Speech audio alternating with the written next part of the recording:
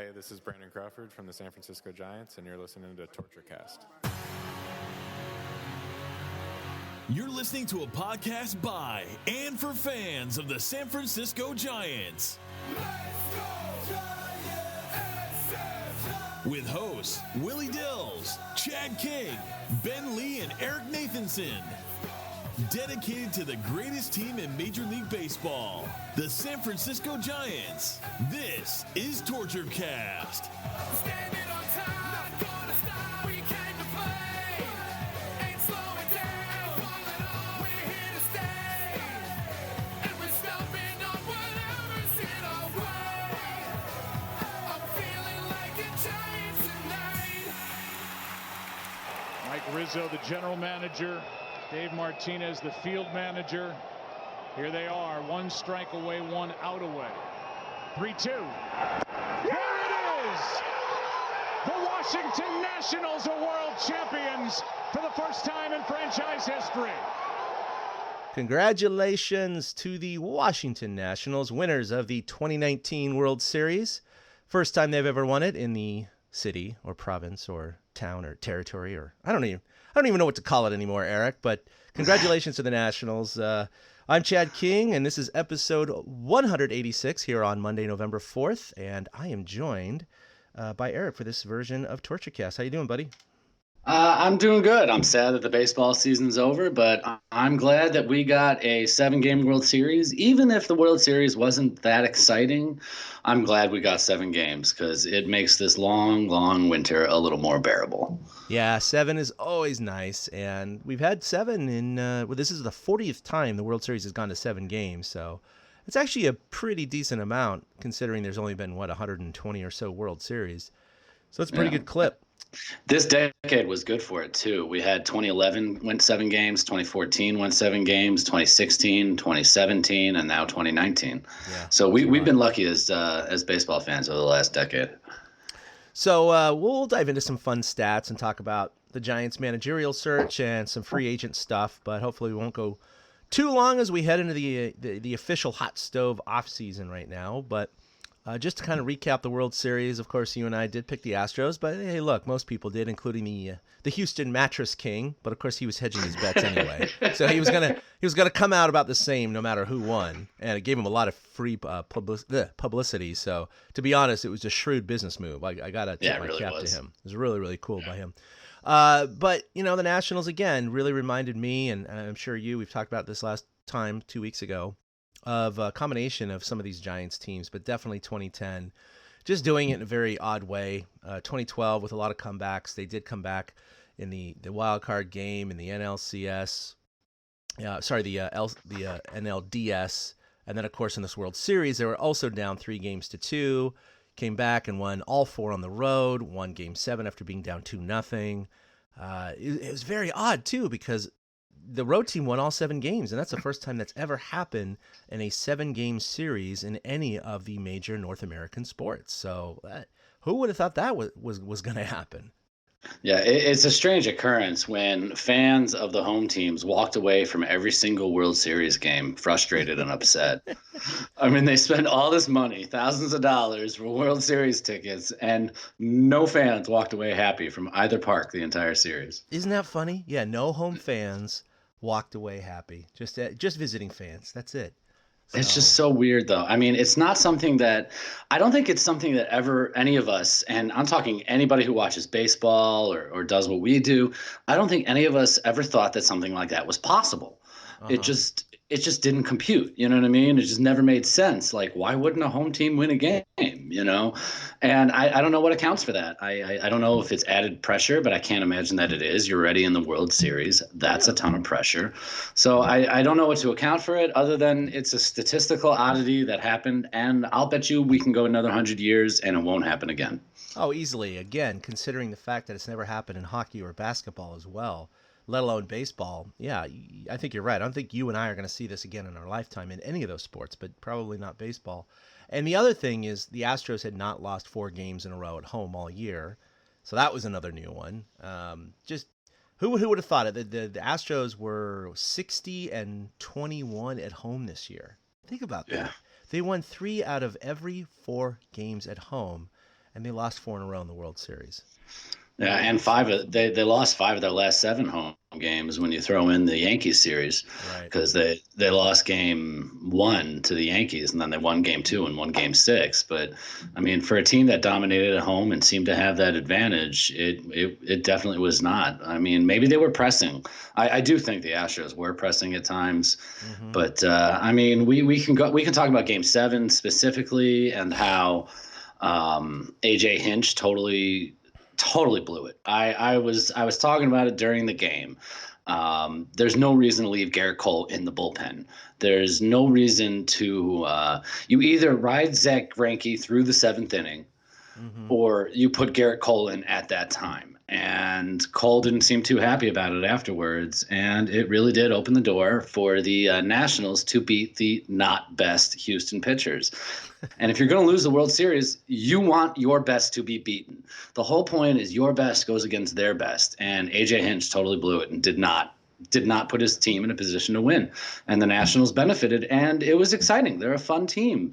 They are much like that 2010 team where they're a mix of cast-offs and misfits and older guys and younger guys.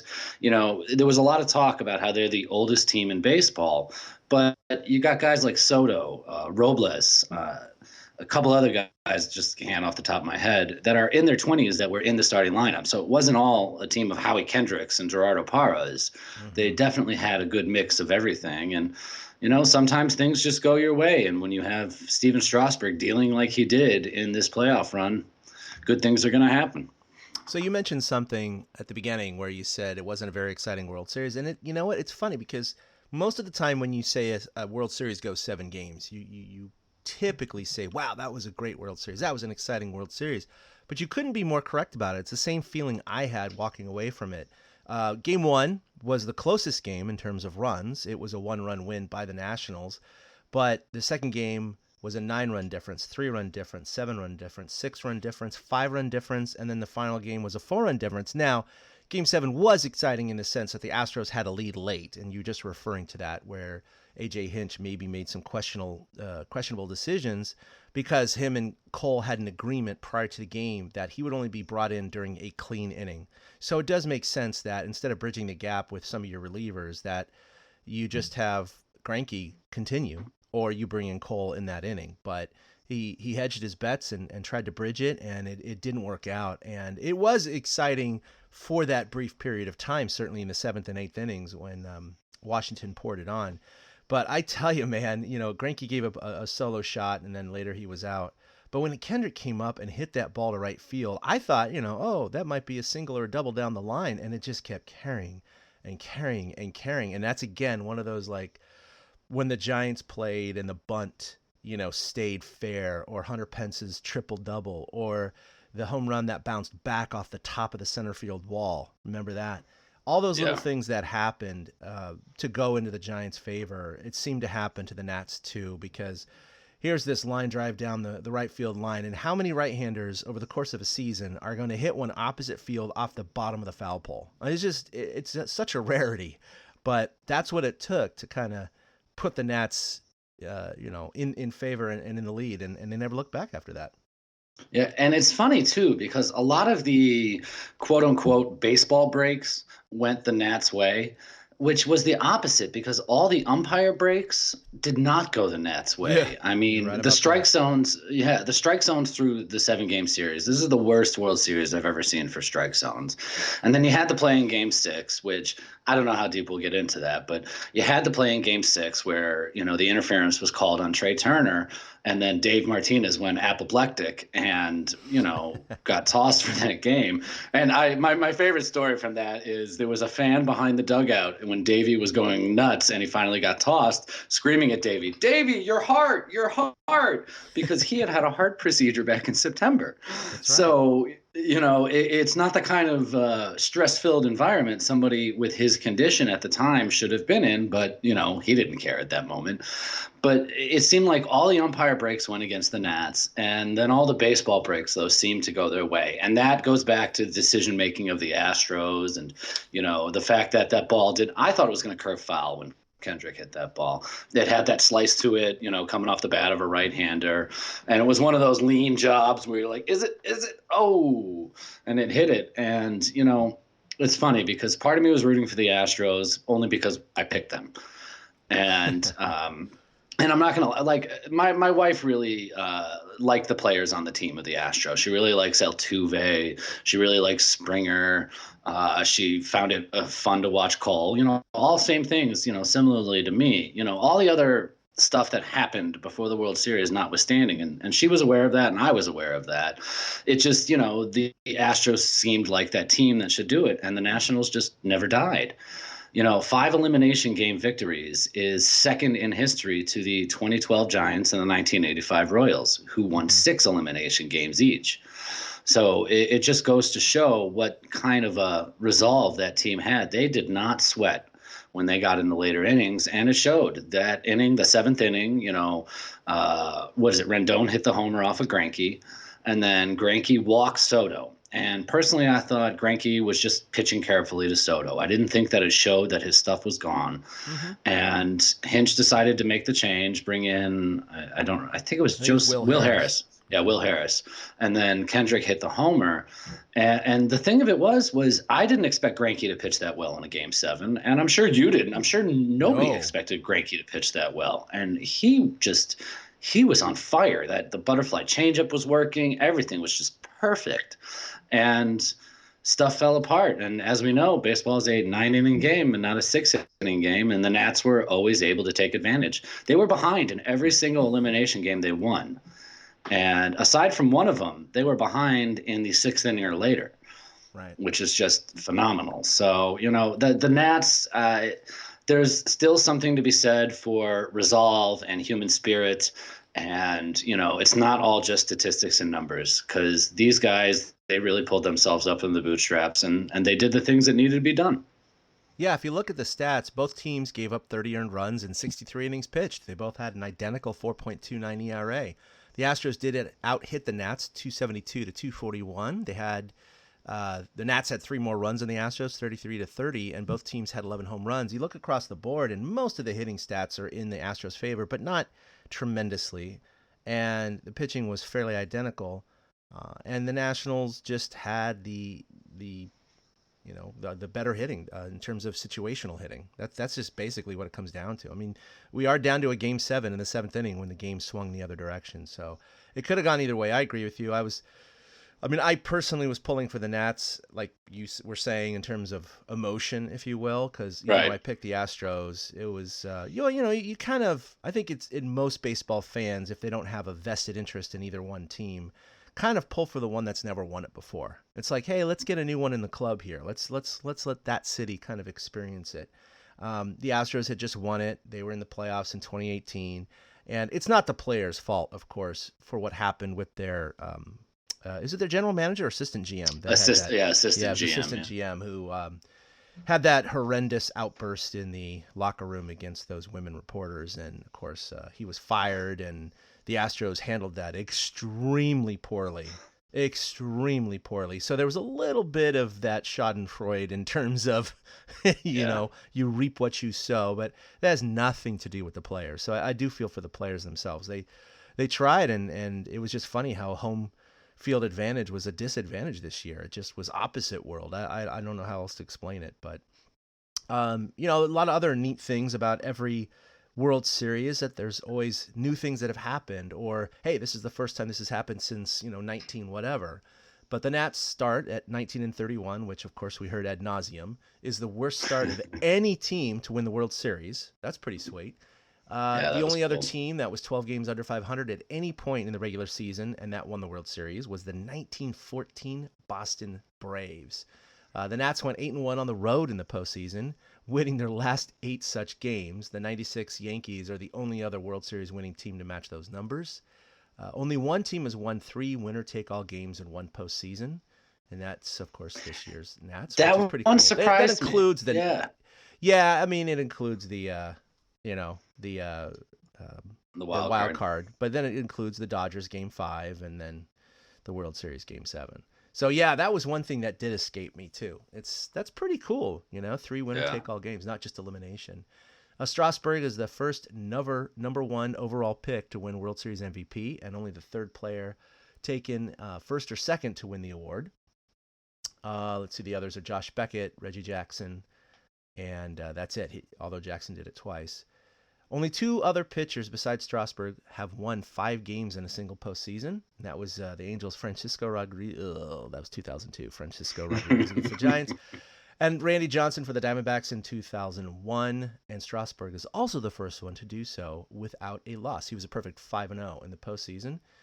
The Nats won 12 games this postseason. Strasburg and Max Scherzer started 10 of those 12 games. And in each player's 5 starts, they won all 10, which that's pretty incredible. That ties for the most all time with the Giants' Madison Bumgarner, the Cardinals' Chris Carpenter, Cliff Lee in 2009, Cole Hamels 2008, Curt Schilling 2001, and Andy Pettitte 2000. You get a theme here. This is all since the expansion of the playoffs. Yeah, I mean, I also don't think we need now. Yeah, I was gonna say, I mean, we're 25 years into the wild card era, so like the caveat of since the wild card era, I think that's starting to fall by the wayside as we see some of these records fall. Mm-hmm. And then I can pick it up a little if you want. That'd be great. Thanks. Anthony Rendon is the first player in Major League history to hit a home run in 3 straight elimination games in the same postseason. And that was Game 5 against the Dodgers and then Game 6 and 7 of the World Series. In Game 6, Rendon became only the 3rd player since 1920 with at least 5 runs driven in with his team facing World Series elimination. The other 2 were Danny Bautista of the Diamondbacks in 2001, which kind of surprised the crap out of me. But, I mean, to be fair, in 2001, Game 6, the Diamondbacks won like 15 or 16-1 or something like that. And Addison Russell of the Cubs in 2016 also drove in 5 runs as his team was facing elimination. And with his Game 7 home run, Howie Kendrick became only the 6th player in World Series history to hit a go-ahead home run in the 7th inning or later of Game 7. There's Roger Peckinpah of the 1925 Washington Senators, Hal Smith, and Bill Mazeroski of the 1960 Pirates. People forget that Hal Smith actually hit a home run in the bottom of the 8th to put the team ahead, and then the Yankees tied it up in the 9th before Bill Mazeroski's shot. Ray Knight of the 1986 New York Mets, and Alfonso Soriano of the 2001 Yankees, which is also fascinating considering the 2001 Yankees lost that Game 7. And Kendrick is the only player in MLB history with more than 1 go-ahead home run in the 7th inning or later of an elimination game. He hit that grand slam in Game 5 of the LDS, and he hit that 2-run homer we've been talking about. And then Juan Soto, who he could have won MVP. I absolutely would have been fine had he won MVP. He would have actually gotten my vote. He hit 5 home runs in the postseason, which is a record for one player aged 21 or younger. And he is also the youngest player ever to hit 3 home runs in a single World Series, which is kind of funny because he hit 1 as a 20-year-old and 2 as a 21-year-old. I was going to say he actually turned 21 during the World Series. So yeah. And he had a crappy game on his birthday. Game 3, he did not have a good game at all. He did. I actually think the moment got to him when it came to that. But, he recovered, and he was definitely a big part of them putting it away down the stretch. So that kind of concludes a very sad portion of our podcasting year. That is the last time we're going to actually talk about a baseball game. Yeah. We're not doing so again until April of 2020. So it's a little melancholy for us. We love talking shop and talking baseball and stats and everything like that. But we are moving into the hot stove season. Now, this is typically the time of the year. Oh, go ahead. Well, I was going to say, I just want to touch on real quick. This solidifies the Giants as the team of the decade. Yes. We are leaving this decade, and the Giants are the only team to win 3 World Series during this decade. The Red Sox won 2, and nobody else won more than 1. So it really does solidify, we can puff our chests out and we can raise our arms and say, yes, we had the best franchise in the decade. It may have been the first half of the decade, but we still had the best franchise of the decade. Yeah, I had some fun.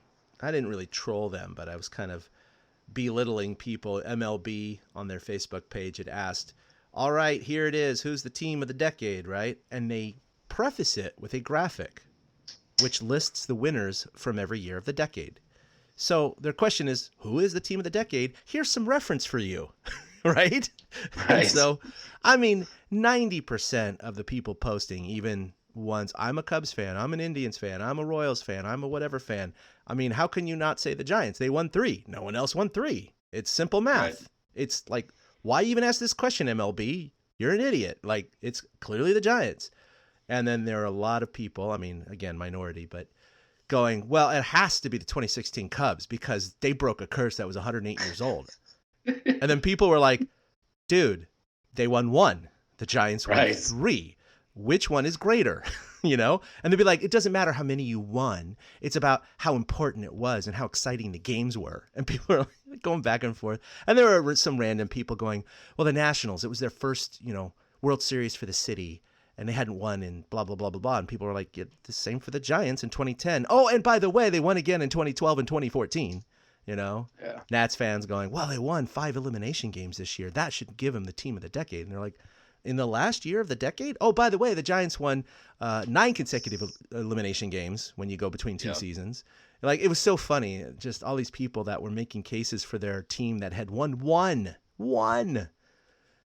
Couple Royals fans here and stuff like that. Anyway, it was a lot of fun to kind of go back and forth with these people who were just so passionate about their team. Had the Astros won, they might have had an argument. I know it still would have been 2-3. Yeah. But the Astros have absolutely been the team of the second half of the decade. Oh, sure. And had they finished the job, then yeah, maybe they would have had an argument. But they didn't finish the job.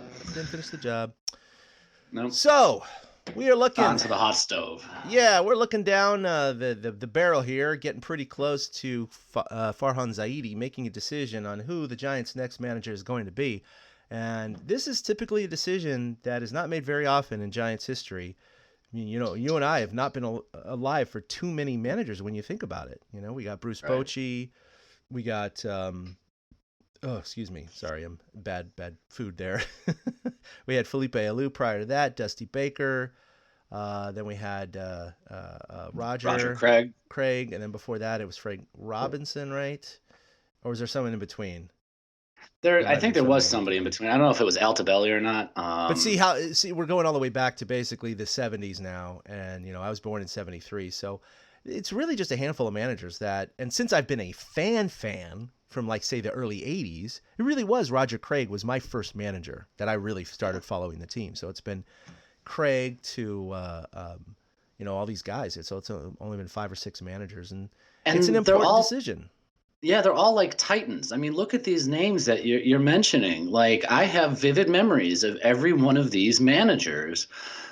Craig with the 87 and the 89 teams, Dusty with the 93, 97, and 02 teams. Philippe with the 03 team, which we still agree is probably the greatest regular season team the Giants have ever had. Mm-hmm. And then you got Bochy after that, and he was able to do the things he was. Anybody who steps into this role, they might not realize what they're succeeding at this point. And, it makes this whole managerial search a little curious because, back in the day, we knew who Dusty was when he got hired, but it wasn't like, he's the hot guy, he's going to take us there. And then he did.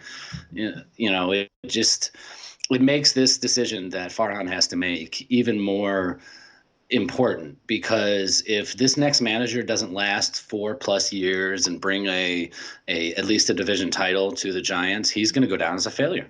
Yeah, I totally agree. And the Giants have always been the antithesis of a good chunk of major leagues in terms of teams that cycle through managers quicker than, people go through girlfriends. Yeah. So it's just one of those things where, a lot of heavy weight is on Zaidi's shoulders right now. And you're right. If a new manager comes in and doesn't perform within the first 4 years, it's a failure and probably would be moving on to another person at that point. But the list is down to a precious 3, maybe 4. Apparently there was a late addition. But it's down to Gabe Kapler, Joe Espada, and Pedro Griffel being the finalists. And apparently there's a late addition, Los Angeles Dodgers field coordinator Clayton McCullough. I don't know much about him. That was just reported today or yesterday.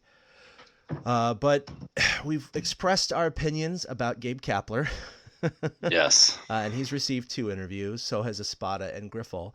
We were just talking about before the show, Griffel, we still really don't know anything about him. And from what we have been able to read and ascertain, we're both fans of Joe Espada at this point in terms of what's remaining on this list. So I don't know. This is definitely not a list that I expected to see. I'm not sure what I expected. I just expected some more names that I knew, and this isn't it, you know? So Yeah, that's where I was at. Joe Espada is definitely my favorite in the clubhouse. He's 44 years old. He's Puerto Rican descent. He was born in San Juan, and he has taken the track that you want to see a good manager take. He played minor league ball. He never made it to the majors. Then he was a coach with the Marlins for a few years. Then the Yankees hired him to be a third base coach and an infield coach. And then he's been the bench coach for the last 2 years with the Astros, who definitely, like we just said, are the best team of the back half of this decade. And the last bench coach for the Houston Astros was Joey Cora, who won a title with Boston the very next year. So I like Espada so far. He sounds like he is a younger version of a Ron Wotus, possibly. And I like that idea because guys like Wotus and Bam Bam, they really didn't get a fair shake in this managerial search. And I mean, I'm not surprised at that. I mean, did you really expect them to keep any of the old guard? Not at all. Not at all. And not with the new GM coming in. Well, he's not the GM. He's the president of baseball operations. But yeah, point being, I did not think they were going to keep these guys around. Right. Like Bam Bam is, I think, joining the Marlins staff. I think there's been talk that Wotus, Seattle might be interested in Wotus for something. So, you know, these guys have gotten permission to move on. This page of Grieful, I can't find anything on him. And Clayton McCullough doesn't even have a Wikipedia page. That's how famous he is at this point. So, you know, I want to see Espada, but I'm really concerned they're going to go Kapler. And at that point, I mean, just got to hope that certain things from the past are not the same type of things today. For sure. All right. Yeah, but I mean, what? You want to say something else about Kapler? No, I mean, the thing of it is Farhan talked about that sometimes getting a retread is not a bad thing, that they learn stuff in their first job. And if Kapler didn't have all the baggage, I actually think he'd be a good choice. I think that's what's frustrating about it is he's got all this other baggage and Farhan really, you know, but I mean, it's the Giants. This is the list of things that the Giants need is so long. It's ridiculous. Like I saw Pav put a tweet out like right when the World Series ended. Okay, time for the offseason. The Giants need a general manager. They need a manager. They need a coaching staff. They don't know if they're going to re-sign Bumgarner or Smith. You know, they don't know. We still haven't heard about renovations to the ballpark or anything like that. Like there are so many questions heading into this offseason that there's no way we can come up with answers today. You know, the best free agency starts today. All the qualifying offers that were put out there, like if the Giants give Bumgarner a qualifying offer, which I haven't even read if they did or not. Same with Will Smith, and the offer gets declined, then you know they earn a draft pick if they sign elsewhere. But this is probably one of the biggest off seasons we're going to see as Giants fans over the last 20 or 30 years. Yeah, it's a year in which a lot of salaries cleared off the books, and we have these big free agents, and it's going to shape their next 3 years minimum. And they have some big guys coming off the books next year too, with Posey and Crawford and others. But today is the first day they can submit qualifying offers. Free agency does open today. I do fully expect that the Giants will submit a qualifying offer to both Will Smith and Bumgarner. I don't expect either one of them to take it, but that would ensure that the Giants get draft pick compensation for it. So there's really no harm in doing that per se if they sign somewhere else. Most teams end up, I think, doing that with their superstars that they know are going to leave. But it was sad. I actually clicked on, right before the podcast, the Giants' 40-man inactive roster and just noticed there's no Madison Bumgarner listed there. It's a very odd feeling. You know, he's been there since 2010, so for 10 years, he's always showed up on that roster, and here he is. He's gone from it. Doesn't mean he's not going to be with the team next year, but I think you and I expected him. I expected him. I don't think you did, to be traded. He wasn't because of that magical July that they had where they pulled back into the race. It kind of forced his hand to not trade Bumgarner and see where he could take the team. But yeah, with this new regime coming in, and Bochy leaving and the whole old coaching staff and him being able to set up his manager and field generals, I just fully expect him to look at Bumgarner the way that Bill Walsh used to look at his aging stars. is cut them before they decline precipitously. And I think that it's not just a cut, of course. It's just not re-signing him to a ridiculous contract, which the Giants have been notoriously found to do. There are World Series thank you contracts for all these guys, where at the back end of their careers, and certainly after they sign these massive contracts, they just do not perform up to the dollar amount. And unfortunately, I would love Bumgarner to be on the team. I really would. I think he has a lot of value, obviously, still left in him. He's only 30, going on 31. Look at Max Scherzer and others. They're still pumping. Strasburg's 31, and look, he was just named MVP of the World Series. He's going to get paid mega bucks. He just opted out of his Nationals contract, which was still $100 million for 4 years. I couldn't imagine leaving that on the table. And he left it on the table. Not. So when you look at that, you go, Bumgarner Verlander, still has he's some another stuff. example. There you go. He's 36, right? So yeah. He has the potential, but he's had some signs of slowing down. And if that accelerates and he signs some mega 5-6 year deal, for $30 million a year with the Giants, that's going to kill him. That's going to kill him. And Zaidi is probably going to pump the brakes on that and not do it. Yeah, I mean, it's not the days of Brian Sabian and Bobby Evans anymore. The Giants are not going to hand out crappy contracts. And the roster, as we saw last year when they used 64 players, a National League record during the season, we know that the roster is going to continually churn. And that Zaidi is really trying to work the back half. My biggest thing going into free agency, and this sounds weird, but my biggest thing going into free agency is they keep talking about how Oracle Park's dimensions are going to change. Yet we haven't heard yet what's going to happen and if or when. And I think free agents need to know this. I think free agents need to know that the park is changing if they're going to consider coming here, because we heard Bryce Harper, part of the reason he said no to the Giants was because of the ballpark. And how many other, players have looked at the Giants and been like, I don't want to play on that ballpark. Giancarlo Stanton a few years ago when he was being courted in the trade deadline, he used the Giants as leverage, but who knows? Maybe if the Giants had a more hitter-friendly park at that time, he would have been okay with it instead of just using us as his screw job. So, it makes me wonder if they need to come out and say something about that, if that is part of the timeline, because like I said, they need a general manager. They need a manager. So once they get these things in place, are they going to announce that? And is it possible that they're holding off on this because free agency just takes longer nowadays? I mean, look at last year with, Machado and Harper not signing till February and March. So it's possible that this stuff comes out later, but the Giants' house really needs to get in order, and it's very curious to see what happens. You got the list here: Baum elected free agency, Pablo elected free agency, Will Smith, and Stephen Vogt. And Stephen Vogt, it's a shame. He came out and said he wants a chance for a ring, and he's not going to get that with the Giants next year. No. So I don't think he's going to be back. Yeah, he's that's an unfortunate loss, but I agree with you. I think that he's trying to chase that ring. He's getting up there in age, and he knows the Giants are not a year or two away from a World Series. They're more than that. So, he's probably going to take his chances elsewhere. Yeah, especially with Joey Bart coming up over his shoulder at this point. Yeah, that's a good point, yeah. Yeah, the whole catching situation next year could be very fluid when it comes to that. And, the Giants did make, the Giants made one positive move, and a player also chose to make a move. The Giants claimed left-handed pitcher Tyler Anderson off waivers from the Rockies, and they cut Bear Claw. And Tony Watson picked up his player option. He will be back. He chose to want to stay with the Giants. And, while he had his bumps in the road, he is still a good left-handed stalwart in that bullpen. And, I appreciate that he wants to stay with the Giants. You have to wonder if that same thought is pervasive among the other guys, but I doubt it. I see Bum going to Atlanta or something like that. Pablo's coming off surgery, so I don't think he's going to sign with anybody. Who knows if Will Smith wants to come back to the Giants, but, he seemed to love his time here. So we have more questions than answers. And that's, I think, really the biggest problem right now is we're all kind of just in that waiting period.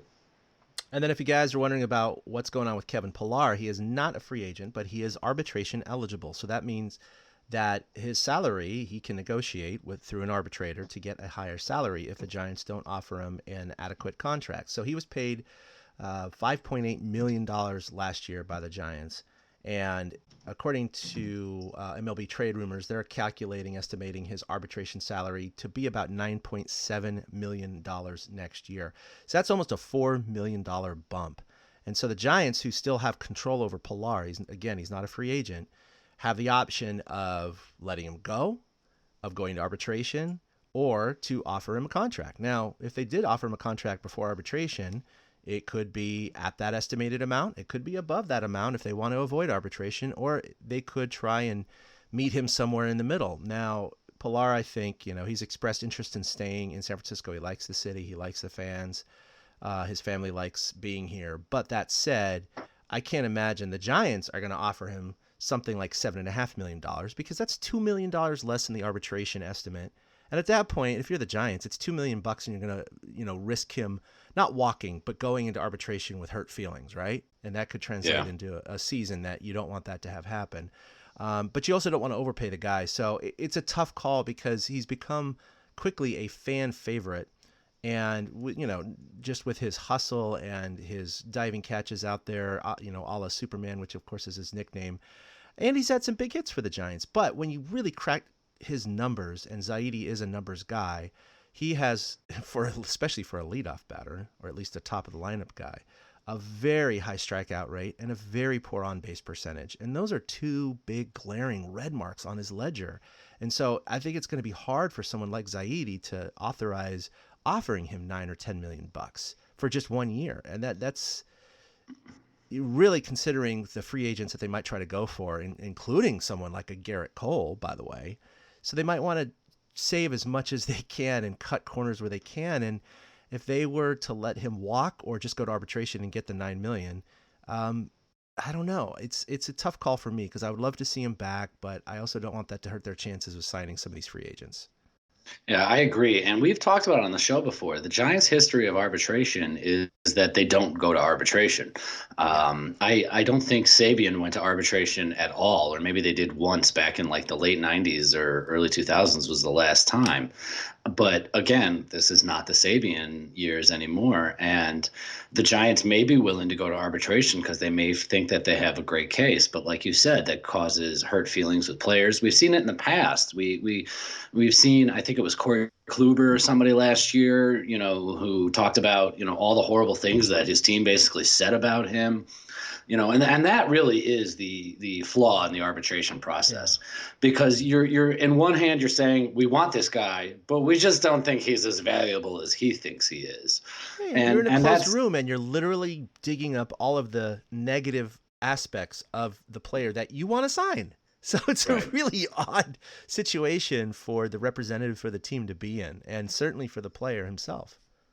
And any business, I would imagine that would create hurt feelings. I couldn't imagine trying to re-sign with a company and then the company sitting across the table from me going, well, yeah, he's good, but he doesn't do this, he doesn't do this, he doesn't do that. And I'd be like, then why do you think I'm good? Yeah. So I with Pilar, like you said, he was the Willie Mack winner. He was a lot of fun. Everybody enjoyed him, but I agree. He doesn't really deserve more than he got 5.8 last year. I could see his pay being bumped up to 7 tops, but I don't see the Giants, willing to pay that 9.7 million figure that could be coming in at the top of the arbitration scale. So I think we're going to see the Giants go to arbitration or possibly part ways with him. The fact that they have all these contracts of Crawford and Belt and Posey on the books probably hinders their ability to be more flexible financially.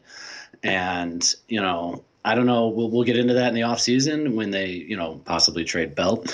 And although I've been saying that for a year, so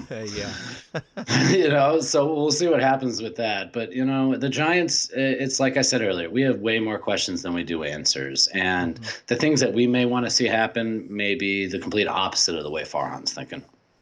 Yeah, and one thing that I think Farhan and the brass knows very well is that they have Steven Duggar as the center field of the future, and he just keeps getting injured, and he certainly has never had the production close to what Pilar has. So if they part ways with Pilar and they go with Duggar, and even if he doesn't get hurt, he's definitely, shouldn't say definitely, but most likely he's not going to have the same productive season that Pilar had in 2019. So, These are things they have to think about. And are they going to risk sacrificing center field production, which traditionally the Giants have always lacked outfield production, to sign someone or for something else? And, in the grand scheme of things, it might only be a couple $1 million. It might not make a big splash or big difference anywhere. But you do set examples, and then future players will want that much money, and you just it's a snowball effect. So you have to be careful with offering players too much or over their value. So. Yeah. Farhan's dancing through the raindrops this offseason. He's got to try to stay dry. All right. Well, as we go into the offseason here, I'm sure Eric and I will figure out our schedule. It's not going to be a regular schedule as in every week or two. It'll be kind of when big events happen. Signings of free agents, which we don't expect for quite some time. Certainly the signing of a new manager. We'll probably broadcast or record shortly after that happens. But other than that, we'll just drop in periodically to talk about developments, not only with the San Francisco Giants, but in the baseball world in general. If there's a big splash somewhere or something of note, we'll talk about it. But this is where we start quieting down a little bit heading into the holiday season. But I don't know if you have any thoughts about that, Eric, but that's typically what we do. Yeah, we'll get back on the mic for Hall of Fame type stuff. The Veterans Committee today released their nominees for the Hall of Fame. Names like Lou Whitaker and stuff like that were on there. I'm a big fan of Marvin Miller. He is the guy who basically created the Players Union back in the 70s and got them to where they are today. And, I'm a big proponent for him, but that's just periphery stuff. So I'm sure we'll talk Hall of Fame stuff, but that's not until January. Yeah. So, we don't have much going on right now. And, the Giants themselves, we'll have to see if they drag their feet or if they go 0-60. And I have a feeling it's going to be a feet dragging. Well, I just want to thank everybody for listening to this entire baseball season. It was certainly the most podcasts we've ever produced in one regular season. So I really appreciate all the support. The numbers have been good. The responses have been good. And Eric and I have really enjoyed it. And that's why we have been recording at a fairly regular clip from April through now. So we really do appreciate the support. Speaking of support, you can follow us at TortureCast.com or on Facebook. Just Google us there. Of course, on Twitter, just at TortureCast. You can follow us individually at ChadK21 for myself or at 2 Out Hits for Eric. That's with the number 2. Eric is definitely the more active of us two. So if you want entertainment, although I did take, or to get in arguments, take a hiatus. Definitely talk to him. So I tweet once a week maybe. After the World Series, though, I had to take a hiatus. That Game 6 specifically with the play. Oh, I know. I had to because I felt like everybody was attacking me personally, and all I was trying to do was explain how the rule was applied. Yeah. And then all the examples that I were given, no offense to you and everybody else who gave me examples, but the examples didn't matter because the only reason that the play mattered was because the ball was thrown weird and the glove went off him. But, like Altuve ran out of the runner's lane, very next inning and nothing was called because there was no interference. And that's something I'm an expert in. So I was a little defensive. And if I was overly defensive to some people, I guess I kind of apologize. It's not really sincere. It's definitely a rule that the committee needs to take a look at. And I know they discussed it before, absolutely. But it's clearly a bad rule because essentially – And it says it right there in black and white. I understand the interpretation of the rule. I just don't agree with the spirit of the rule. It's, a right-hander, specifically a right-hander, left-handers sometimes, but right-hander starts running out of the box in foul territory. They start running in fair territory. The base is in fair territory, but the runner's lane is in foul territory. So they have to, by the letter of the law, that last half of that lane, they have to have their feet to the foul side of the baseline and then curve back at the last second to be able to hit the bag. And so, in the case of this particular play, he absolutely was inside the lane all the way from point A to point B, never went into foul territory, never went into the runner's lane. So I understand the application of the rule. It's just funny because when you talk about the actual physical product of interference, his left foot, which is his inside foot, was in the middle of the bag, and his outside foot was basically in foul territory. So he certainly wasn't in a position that would normally indicate he was trying to interfere with the play.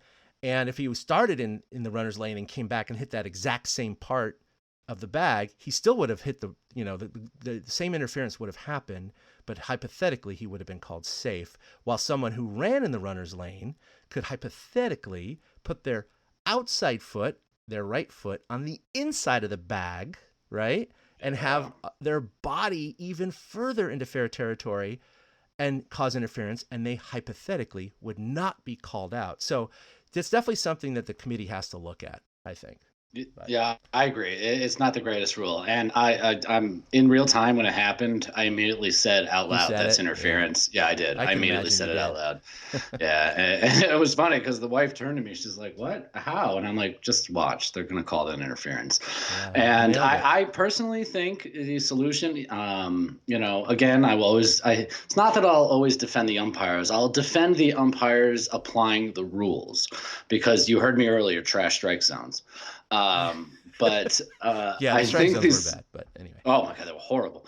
I think the solution is the extended base, the orange base. I honestly think that's the solution. And I don't care if it takes away the purity look of the diamond. Mm-hmm. If you are asking people to run in foul territory, you have to give them a base to hit in foul territory. Yeah. You cannot force somebody to take an extra step because you're slowing them down. You're doing something that is not normal. So, as you said, many debates like that happen on my Twitter account. I am a rules expert. I will call myself that. I did go to umpire school. My favorite umpire instructor at umpire school happens to be Sam Holbrook, who made the call. Oh, no way. I'm not even kidding. Sam and I got along famously. He's got a fantastic sense of humor. I could give him crap. He could give me crap. It was, I'll never forget, we were learning about bench clearing incidents. And so we were pretending to be the players and then rush the field, and then the umpires have to sort it out. We were getting taught how to do that. And I didn't rush the field with everybody else. And he turned to me. He's like, what the hell are you doing sitting here? I'm like, I'm the pitcher with the $6 million arm, man. I'm not going out there. and exactly, there was fun respect that came from it. So it's just kind of ironic that Sammy is the guy that I really identified with the most. Because trust me, there are many other umpires that I didn't identify with, and there are very many umpires who come from places like Kentucky who have some very strange views. Yes. And, as somebody who grew up Jewish, I actually ran into some of that at umpire school. So it is still a boys club like that. So I do understand how people look at it. So, but, when it comes to baseball and talking, rules and different thoughts and stuff like that, that's why Chad mentioned my Twitter account is a little more active. I will definitely get into it, and I will definitely defend my stance. And if you bring up a point that is, valid opposite my stance, I'm always willing to change my mind. I've said I'm wrong on this podcast 1,000 times.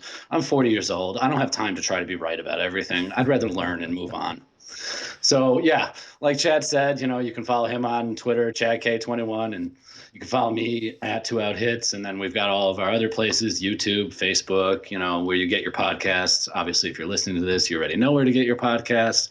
And I want to echo Chad's thought. 2019, I got to say, this was the most fun season for me doing this show. It's really strange to say, considering the season the Giants had.